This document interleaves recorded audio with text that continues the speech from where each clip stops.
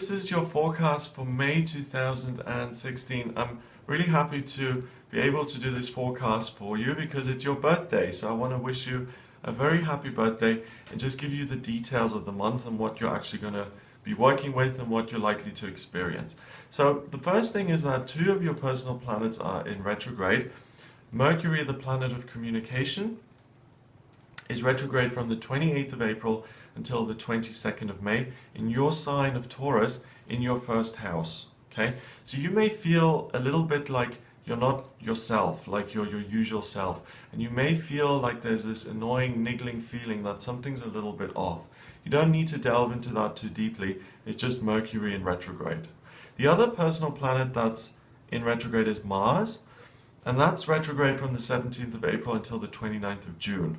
Okay, that's in Sagittarius in your 8th house, and what you are likely to experience there is you may be very reluctant to expand your social network or to meet new people. I think you may be very much focused on who's in your life already and solidifying those relationships. So that's fine, just be aware of that. You know, if you are a very social person, then spend a little bit more time with the people who are already in your life, because that's going to feel easier and more comfortable. And if you do have to meet new people, or if that's part of what you always do, then just be aware that it may not come as naturally and easily as it usually does. Now, on the 1st of May, there's a grand trine in the chart, which is an area of ease and talent for you, and it combines your Mercury, your Jupiter, and your Pluto. Okay, so what this does is it really gives you a sense of good luck and good fortune when it comes to your personal relationships, specifically when it comes to the way you relate to people who are already in your life. Okay, so it takes me back to that Mercury in retrograde, because you may be feeling a little bit off. What that does is you're much more likely to look at things from the other person's point of view than you usually are.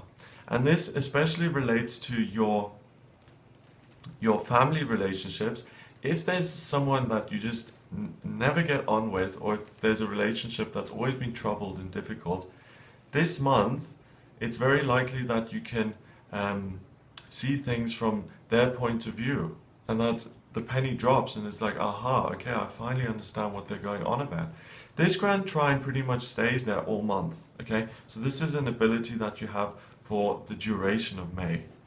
On the 2nd of May and the 3rd of May, Venus has a lot of activity. It moves into your first house in Taurus. It's at 2 degrees, then at 3 degrees and 4 degrees. And all of those degrees for Venus are very much about cooperation, the ability to connect with another person, and you're going to feel very loving and very open to people who are already fixtures in your life, and it also heightens your libido. Okay, so in terms of your sex life, in terms of your romantic life, the beginning of May is excellent, and it's also a great time to meet someone new if you're single, you know, because you're going to be wearing these rose-tinted spectacles a little bit, and you're going to be seeing the best in people.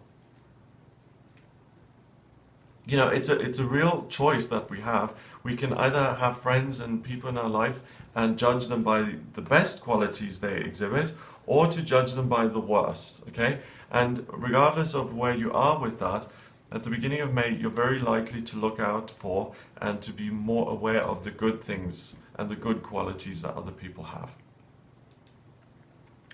On the 4th of May, there is a grand trine in fire, and that connects your moon in Aries, your Saturn and Mars in your 8th house, and your rising sign, which is in Leo. Okay, and again, this is a very good time for you to spend with family and people who you're very close to, and for you to really just have a fun day, to really do something as a group, as a family, as a unit, and to really get closer to these people and just have a hoot. To have a day where you're just having fun, you're letting your hair down, and it's really, really just very positive. So plan that in for the 4th of May. It's a Wednesday, okay, so it's not ideal, but maybe you can go around after work or something like that. On the 5th of May, the moon starts to conjunct your midheaven. Your midheaven now is in Taurus. So from the 5th of May onwards, you're going to be feeling very much aligned with your work. Okay, that's going to feel very comfortable for you for the rest of the month, and that is very, very positive.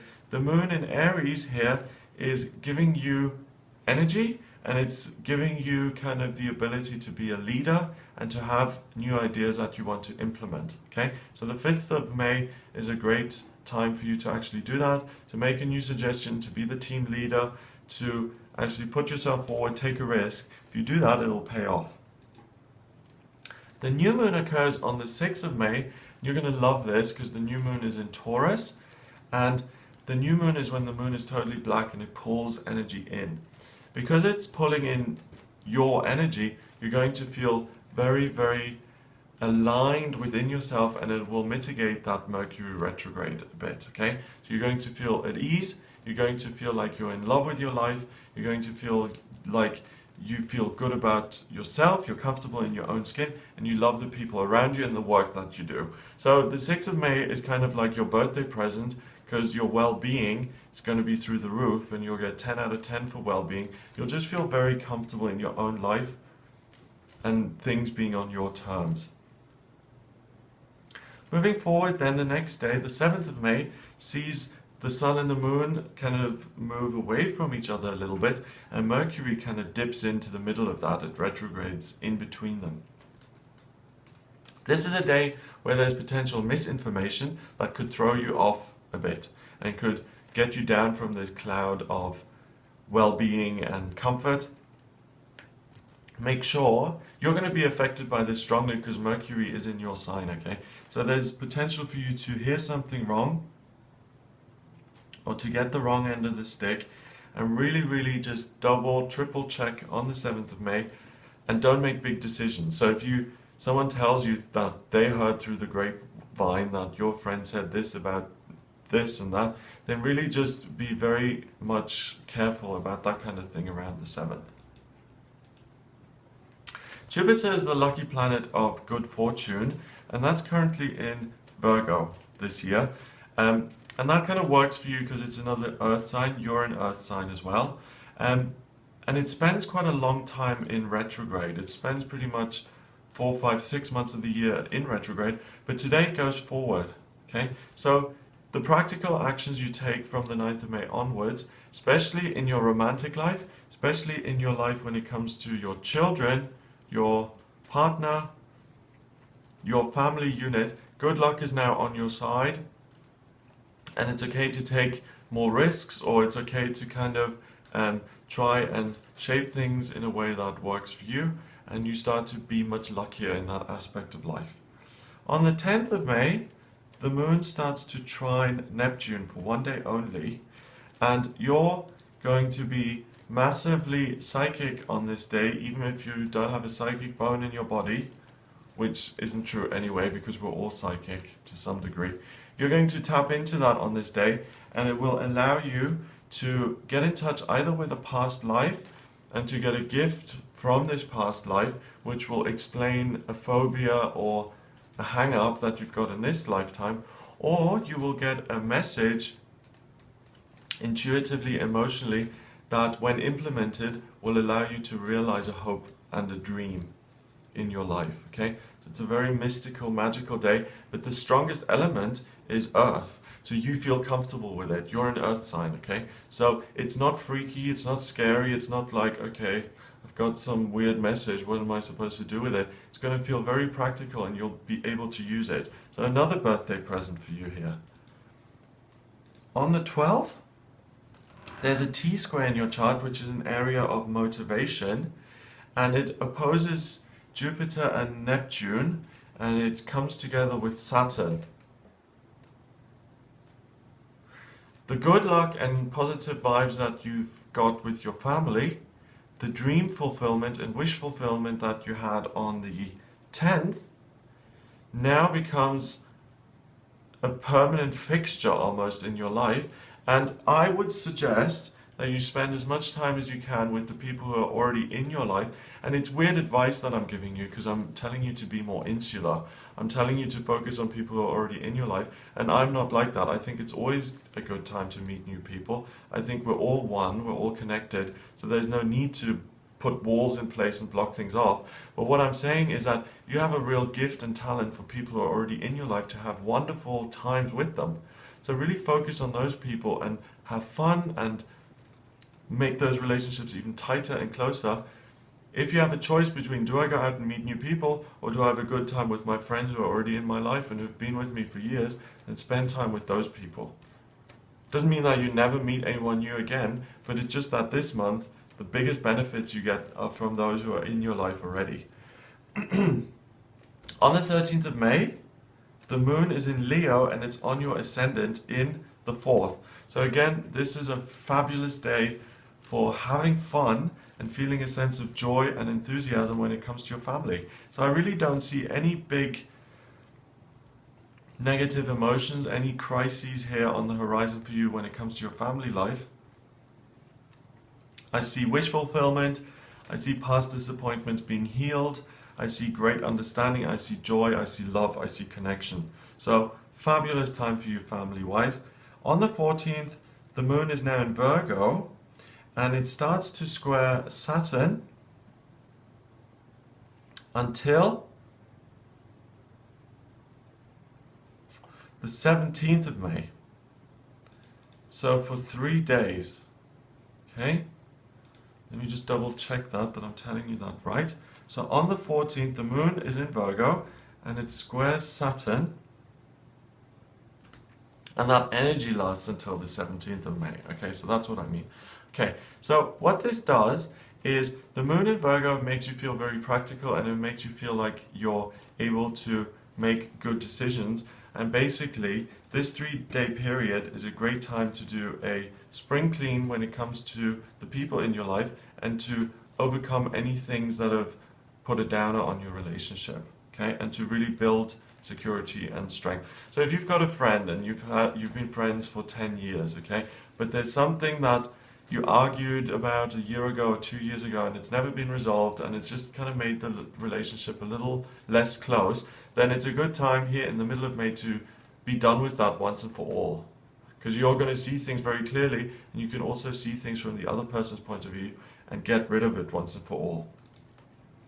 On the 17th, Mars starts to oppose the Sun. The Sun is in your sign of Taurus, so you're going to feel very, very much yourself now. You're going to feel like you're on holiday, you're languishing in the sun, everything seems to be going your way, it's well-being. Mars kind of opposes that now and makes it feel like the outside world is encroaching on your peace of mind, on your sense of happiness, of joy.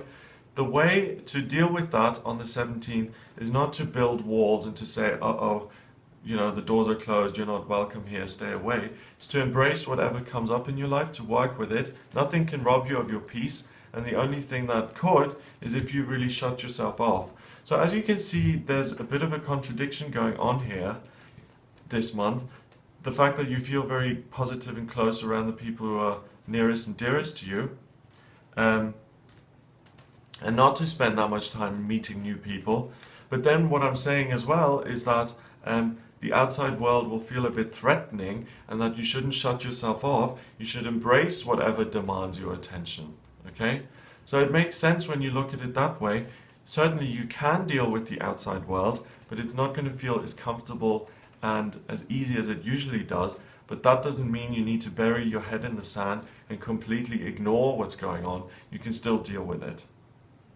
So you may have moments where you have to do certain things, where people are demanding something of you and you have to deal with it and get on with it. And what I'm saying is that it's important to do that rather than shut yourself off and put letters in the drawer not to be looked at or to not return phone calls. It's important that you continue to engage with people. On the 18th of May, the moon begins to oppose Uranus. Uranus is in Aries in your 12th house, and there's a lot of spiritual activity going on for you on this day, and you will get a spiritual message on the 18th through someone you know, through another person in your life. So we all, have messages, either we feel them or we get someone says something in passing that's really meaningful. The 18th is important to have your listening ears on, because a spiritual message will come into your life that way. On the 19th, the rising sign, your rising sign in Leo, starts to square the Sun and Venus in your first house. And again, back to family joy, back to family fun, and I would plan another day out. So that's really your biggest benefit this month. Your relationships with family, children, loved ones, it's really, really good. On the 21st, the full moon occurs in Sagittarius. That's in your 7th house, so things start to open up. So where things have been blocked off, don't talk to strangers, stranger danger, that's been a theme here. During the full moon, that eases off a little bit, and you can really reach out further and even make a new friend or discover a new person who's going to become a fixture in your life. Mercury goes direct on the 22nd rather. So that's really positive, and you're going to start to feel like you're back to yourself. And because the Mercury retrograde is in your sign, you're really going to feel this very strongly, this retrograde. Often the way it appears is that either there are misunderstandings, sometimes electrical equipment can stop working, contracts can look a bit off. You may experience all of those things, but really, I think the biggest thing you're going to have to deal with is that you feel a little bit off within yourself, which again opens up things to different ways of looking at them. On the 22nd, that door slams back down again and you're back to your usual self. On the 23rd, the moon starts to conjunct Saturn, and the moon on this day conjuncting Saturn is really, this is the least fun day when it comes to meeting new people or traveling or seeing things from someone else's point of view. So not only has Mercury gone direct again, but with this moon you're totally closed off now. You really don't want to hear anyone else's opinion. You're certain and you know that you're right. And if you really, if you've got a counseling session planned for the 23rd of May, or if you have an argument that you want to resolve, try and schedule it for another day, because you're going to be totally invested in your own way of seeing things and your own point of view, and you're going to be very reluctant to see things from someone else's perspective. 24th of May, Venus goes into Gemini in your second house. So Venus in Taurus, in terms of love and romance, you've been doing very well with that all month. Now on the 24th, what you're going to be focusing on and what you're going to love doing is communicating and finding new ways of making money. Career and things really hasn't been mentioned a lot. I haven't really, there hasn't been a lot of stuff going on there, so I think that ticks along nicely. The biggest benefit has been all of this relationship stuff, but now towards the end of the month, do some research, have a look at what you're really interested in, what you love to engage with. That whatever it is will have potential to pay off financially. On the 26th, there is a T-square in the chart which connects Saturn and the Sun and peaks with Neptune. Okay, so another person is going to, again, information via other people, which is going to help you fulfill a dream of yours. So it's interesting to me that everything is about other people, and the conflict is sometimes you're not listening to new people and you are only focusing on family, but then a lot of inspiration comes via people. So that's the big focus, okay? So that's the gift, to spend time with loved ones, to be able to communicate, to be able to express your love. And that's how God speaks to you this month, through other people. So the more you can spend in the company of others for whatever reason, it's important for you. And it might be even that you learn something about yourself. And it's because you are more open than you usually are that you can learn things about yourself. 28th of May, Mars goes into Scorpio. It retrogrades back into Scorpio. And that's interesting because what you are interested in now is finding ways forward when it comes to your working life. And the focus shifts from people to work and making an income and making more money. And then finally the month ends here with a grand cross in the sky from the 29th of May through until the end of the month, the 31st. And you have a blessing, you receive a blessing in your life that will help you fulfill a working ambition, a working dream. And again, like the theme has been for the rest of the month, that message, that information comes in via other people. You know, so all of those times that you spent having fun with loved ones this month, that's not time wasted. You will really receive messages and get information come through that's really beneficial to your practical financial life. So listen very carefully and make note of the things people say. Don't just dismiss things because they're going to come through in passing and they're going to seem very innocuous, but these are messages that can really be influential and that can really change your life. So I hope that's given you something to go on for May. I hope you have a wonderful birthday.